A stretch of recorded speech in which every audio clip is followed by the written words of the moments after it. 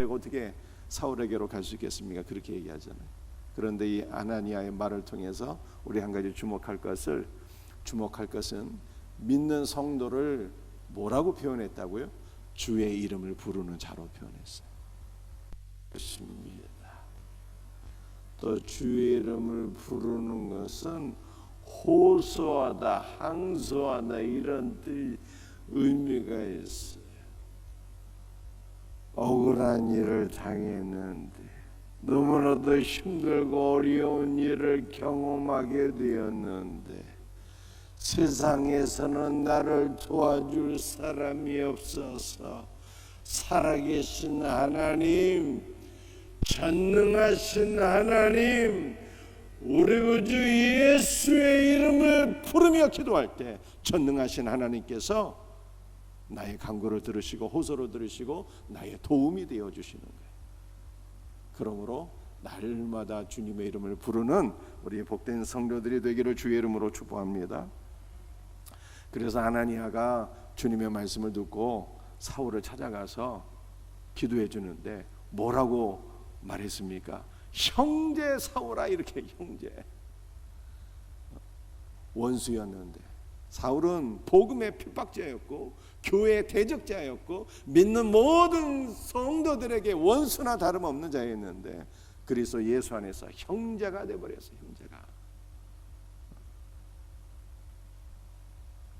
아나니아가 넓은 마음으로 사울을 포용하게 되었을 때 또 하나의 지도자 정도가 아니라 기독교 2000년 역사상 가장 위대한 사도 바울이 탄생하는 놀라운 역사가 일어나게 되었습니다. 물론 아나니아가 위대해서 우리보다 마음이 넓어서 사울을 포용한 것은 아니었어요. 그는 사울을 두렵게 생각했습니다. 사울을 만나지 못할 것으로 생각했어요. 사실 사울을 만난 사람은 누구였습니까? 주님이 그를 만나 주셨잖아요. 부활하신 주님께서 만나 주셨고 아나니아에게 사울을 찾아가라고 명하셨지만 주님의 명령을 듣고 아나니아가 포용하게 되었을 때, 형제여 하며 품게 되었을 때 위대한 지도자가 세워지게 되었어요. 그러므로 우리는 어떠한 사람이 되어야 된다고요? 모든 사람을 포용하는 리더가 되어야 되는 거예요. 모든 사람을 품고 포용하고 섬기는 리더가 될 때 우리를 통해서 많은 그리스도의 일꾼들이 세워지게 될 것을 믿으시기를 바랍니다. 오늘 이 모습을 다시 한번 베드로를 통해서 우리는 확인하게 돼요. 오늘 말씀의 제목은 오픈 마인드인데요. 이 말씀의 제목으로 주의 말씀을 우리가 나눌 때 다시 한번 더 은혜 받는 복된 시간이 되기를 주의 이름으로 축복합니다. 자, 사도행전 10장 2절과 4절 말씀을 같이 읽어보겠습니다. 그가 경건하여 온 지방과 더불어 하나님을 경외하며 백성을 많이 구제하고 하나님께 항상 기도하더니 아멘. 여러분들, 이 말씀은 이방인 백부장 고넬료에 관한 말씀인데요. 그가 경건하여 온 지방과 더불어 하나님을 경외하며 이렇게 말씀하고 있어요. 여러분들, 이 하나님을 경외한다라고 하는 표현은 하나님을 두려워하며 하나님을 섬긴다라고 하는 뜻인데요. 그런데 초대교회 당시 하나님을 경외하는 자들은요, 세 부류가 있는 거예요. 유대교회에서 회당 예배에 참석하면서 신앙생활을 하는 사람들이 세 부류였다는 거예요. 어떤 사람들이었을까요? 첫째는 정통 유대인이에요. 태어난 지 8일 만에 할례를 받는 사람들은 정통 유대인인데 이 정통 유대인들이 회당 예배에 참석하면서 신앙생활을 했어요. 두 번째는 이 회당 예배에 참석하는 사람들은 개종자가 있었는데요. 유대인이 아닙니다. 이방인인데 유대교로 종교를 개종해서 할례를 받은 사람들을 개종자라고 그랬어요. 그리고 이 개종자들이 회당 예배에 정기적으로 참여하면서 유대교에서 신앙생활을 했습니다. 그런데 이 회당 예배에 참석한 세 번째 부류의 사람들은 하나님을 경외하는 사람들이었어요. 이 하나님을 경외하는 사람들은 의미상으로는 하나님을 두려워하고 섬긴다라고 하는 뜻이 있지만, 여기에서 이 본문에서 하나님을 경외했다라고 하는 것은요, 바로 회당 예배에 참석하는 사람들 가운데 세 번째 부류를 가리키고 있는 것인데, 이 세 번째 부류인 하나님을 경외하는 자들은 유대교로 개종을 했는데 할례를 받지 않은 사람들을 가리켜서 하나님을 경외하는 자라고 표현한 거예요. 그래서 고넬료는 어떠한 사람이었는가 하면은 이방인이었는데 유대교로 개종을 했다, 이 뜻이에요. 유대교로 개종을 했지만 할례는 받지 않았다, 이러한 사람이 고넬료였다, 이렇게 사도행전 10장 2절에서 말씀하고 있는 것입니다. 이러한 하나님을 경외하는 고넬료가 어떻게 했다고요? 하나님 앞에 항상 기도했다, 이렇게 말씀을 하고 있습니다. 그리고 사도행전 10장 4절 말씀을 보게 되면, 사도행전 10장 4절 말씀을 보게 되면 내 기도와 구제가 하나님 앞에 상달되었다, 이렇게 말씀하고 있어요. 이방인이 유대교로 개종을 했는데 그 유대교로 개종한 고넬료의 기도가 하나님 앞에 어떻게 되었다고요? 상달이 되었다, 이렇게 말씀하고 있어요. 여러분들, 기도가 상달이 되었다고 하는 것은 제사 제도에서 나온 그림 언어입니다. 제사의 기본은 번제거든요. 이 번제는 올라간다는 뜻이에요. 이 번제의 연기와 향이 하나님께 올라가듯이 기도는 하나님께로 올라가는 제사라고 하는 것이죠. 그래서 고넬료의 기도가 하나님께로 올라가서 하나님께 연락이 되었다, 이렇게 말씀하고 있는 것입니다. 시편 141편 2절 말씀을 보게 되면 성도의 기도는 하나님께 분향함과 같으며 저녁 제사, 즉 상번제와 같아서 하나님께서 가장 기뻐하시는 제사가 된다라고 말씀하고 있습니다.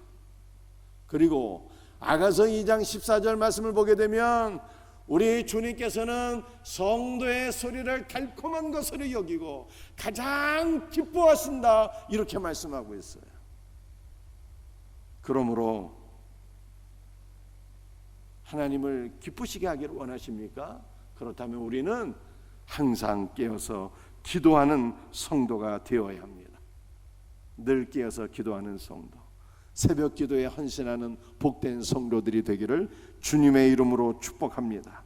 새벽을 깨워서 기도할 때 모든 기도가 하나님 앞에 복된 기도이지만, 특별히 새벽을 깨워서 기도할 때 하나님께서 우리 성도들의 간구를 들으시고 우리의 모든 간구가 하늘 보좌에 상달될 것을 믿으시기를 바랍니다. 왜냐하면 하나님께서는 우리의 기도를 그 어떤 제사보다도 기쁘게 받으시는 분이기 때문입니다. 사도행전 10장 9절 말씀을 한번 읽어보겠습니다. 함께 읽겠습니다. 이튿날 그들이 길을 가다가 그 성에 가까이 갔을 그때에 베드로가 기도하려고 지붕에 올라가니 그 시각은 제6시더라.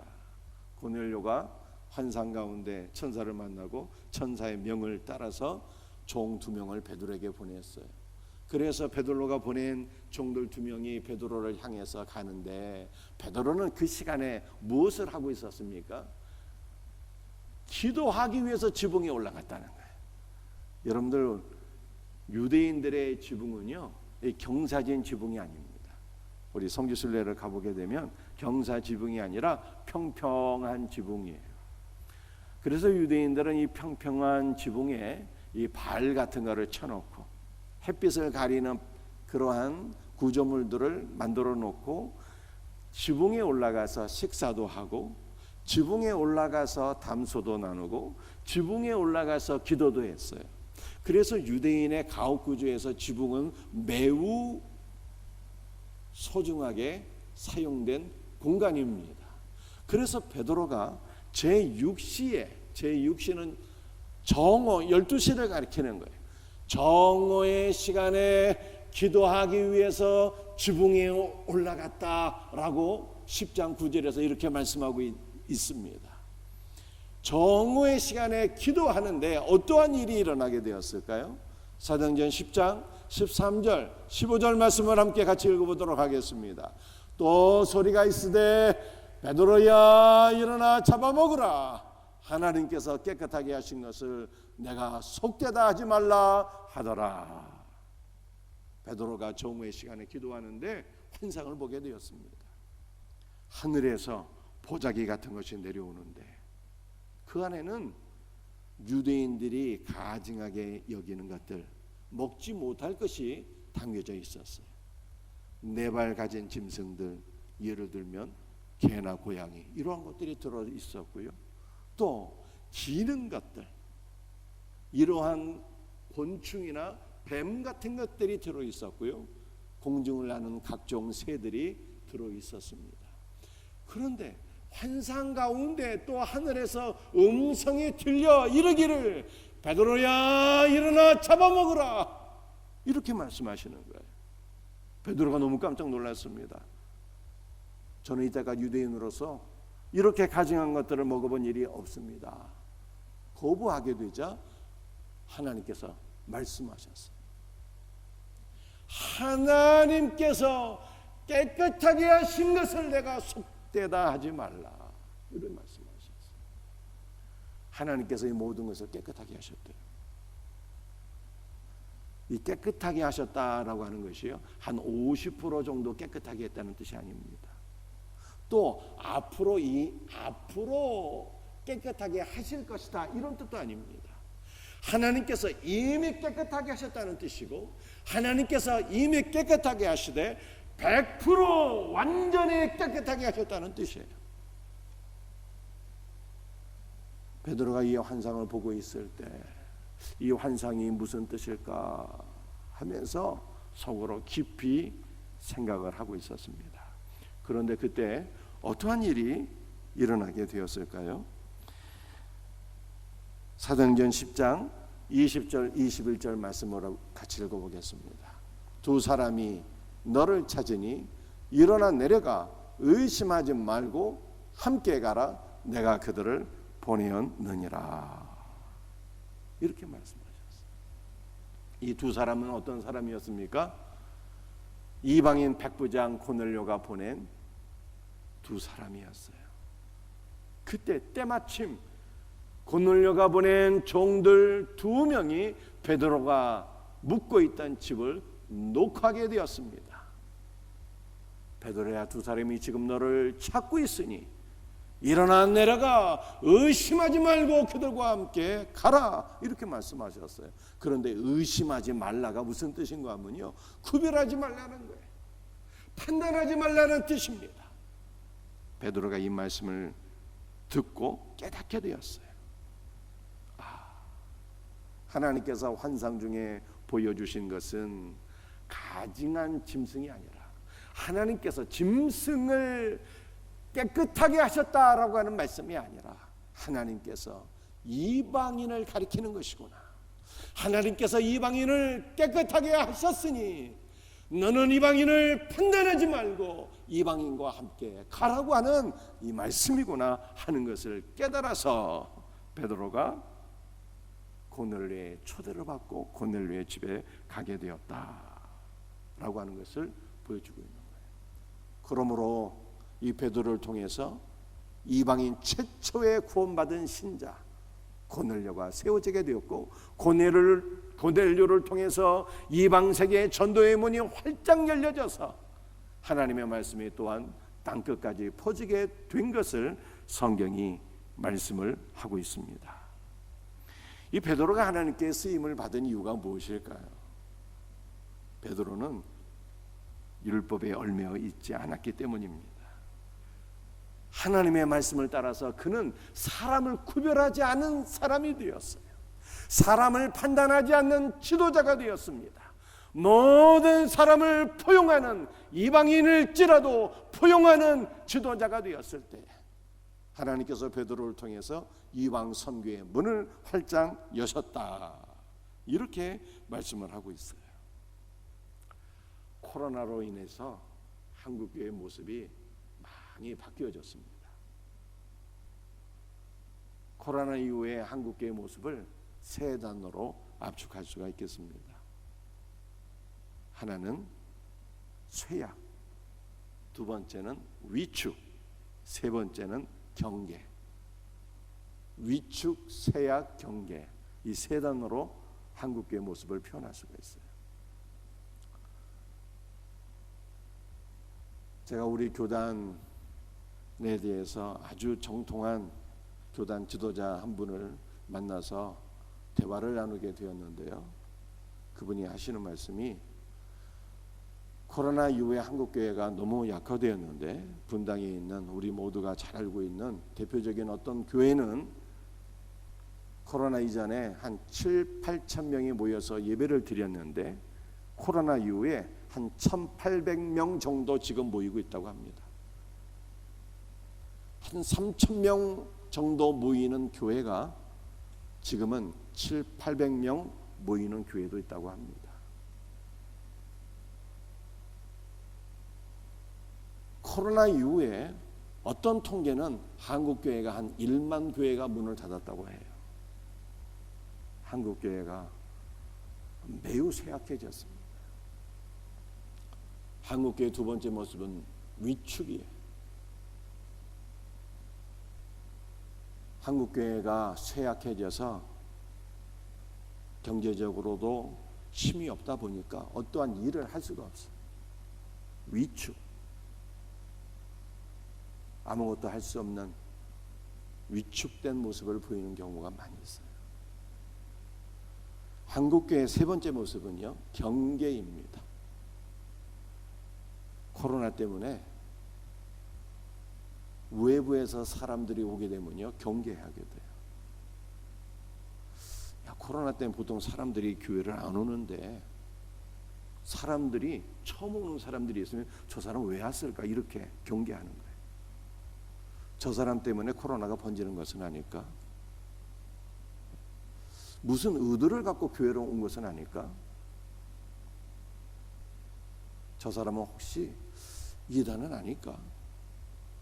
이렇게 사람을 보게 되면 경계하게 돼요. 경계. 그런데 이러한 한국교회를 향해서 오늘 주님께서 주시는 말씀이 무엇입니까? 의심하지 말라요. 구별하지 말아라. 사람을 판단하지 말아라. 경계하지 말아라. 바로 이 말씀입니다. 저 사람 교회에 왜 왔을까? 저 사람 때문에 코로나 퍼지는 건 아닌가? 무슨 의도를 갖고 온 건 아닌가? 혹시 이단은 아닌가? 이렇게 판단하지 말라는 거예요. 경계하지 말라는 거예요. 주님이 한국교회에 주시는 말씀이에요. 갈라디아 3장 20절 28절 말씀을 마지막으로 함께 읽도록 하겠습니다. 함께 읽겠습니다. 하나님은 한 분이시니라. 너희는 유대인이나 헬라인이나 종이나 자유인이나 남자나 여자나 다 그리스도 예수 안에서 하나이니라. 여러분들 이 갈라디아 3장 20절의 정확한 원문의 표현은 하나님은 하나이다는 거예요. 하나님께서 세 인격이 계신데 아버지와 아들과 성령이 계신데 이 삼위께서 위는요, 삼위라고 했을 때 위는 인격 위자예요. 인격 위. 셋 인격이 계신데 이 셋 인격이 아버지와 아들과 성령이 하나이시다라고 하는 뜻입니다. 그런데 이 하나다라고 하는 단어가요, 갈라디아 3장 28절에 한 번 더 사용되었습니다. 3장 28절에 이렇게 말씀하고 있죠. 너희는 유대인이나 헬라인이나 종이나 자유인이나 남자나 여자나 다 그리스도 예수 안에서 하나이다. 이렇게 말씀하고 있어요. 우리는 각기 너무나도 다른 사람들이지만, 다른 인격이지만, 그러나 예수 그리스도 안에 있기만 하면, 우리들에게 주 예수 그리스도를 믿는 믿음이라고 하는 공통 분모가 있기만 하면, 우리는 아버지와 아들과 성령께서 하나이듯이 우리는 예수 안에서 하나이다. 우리는 예수 안에서 한 몸이고 예수 안에서 한 가족이다. 이렇게 성경이 말씀하고 있는 것입니다. 그러므로 우리는 그리스도 예수 안에서 이미 하나가 되었기 때문에 뭐 하지 말라는 거예요? 판단하지 말라는 거예요. 차별하지 말라는 뜻입니다. 구별하지 말라는 뜻입니다. 모든 영혼들을 품고 하나 되고 포용하며 용납하며 살라고 하는 뜻입니다. 바로 이것을 초대교회 모든 지도자들이 이 마인드로 사역을 했어요. 우리가 한 주간 내내 이 말씀을 나누었습니다. 스데반 집사도 바로 이렇게 자신을 죽이는 원수를 위해서 기도하며 모든 영혼을 품었고요. 빌립 집사도 견원지간이었던 사마리아 사람에게 찾아가서, 이방인에게 찾아가서 그들을 품고 가장 좋은 것을 나누어 주었고요. 아나니아도 원수로 여겨진 사울을 품고 형제로 선포했고요. 베드로도 주님의 말씀을 따라서 이방인들을 판단하지 않고 품음으로 이방세계 전도의 문이 활짝 열리게 되었다. 이렇게 말씀하고 있습니다. 그러므로 이 코로나 시대에 많은 한국교회가 경계하고 있지만 경계심을 풀고 오픈 마인드로 우리 모든 영혼들을 품으며 용납하며 하나가 될 수 있는 우리 생명샘교회가 될 수 있기를, 이와 같은 영적 리더들이 되시기를 주 예수 그리스도의 이름으로 축복합니다. 기도하시겠어요? 오늘 주신 말씀 붙잡고 함께 기도하십시다.